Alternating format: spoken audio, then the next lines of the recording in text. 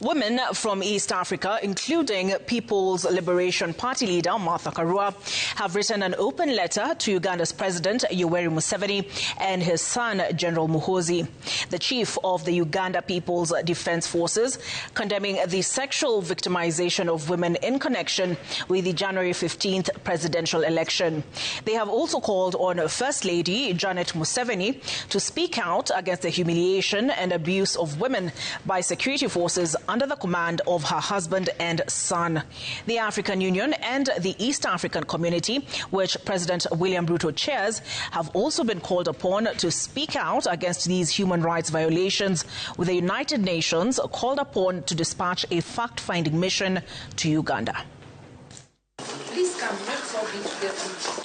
Women drawn from the East African community, standing in solidarity with what they described as global advocates for human dignity, gathered in Nairobi on Sunday to sound the alarm on the sexual victimization of women, ironically, by the Uganda People's Defense Forces under the command of President Yoweri Museveni and his son, General Muhoozi Kainerugaba. This is no longer a domestic matter.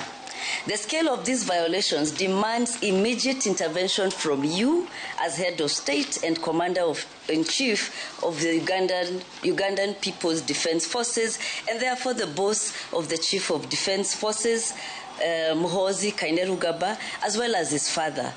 You people, what do you want in our compound? The women detailing at least 9 instances where women either critical of Museveni's regime or involved with the opposition or related to opposition figures have been targeted, abused, and in some instances disappeared. Dozens of security personnel, many visibly intoxicated, forcibly breached the residence of Robert Kyagulanyi, President Museveni's main challenger, in the January presidential elections.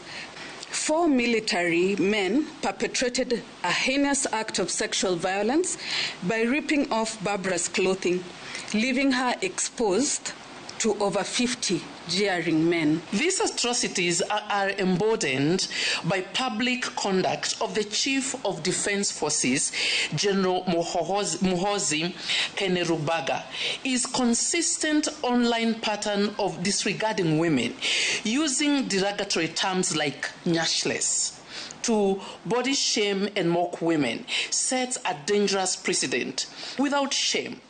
When the commander of the defense forces, that's the CDF, publicly disgraces women, it provides a green light for forces under his command to treat women in similar contempt.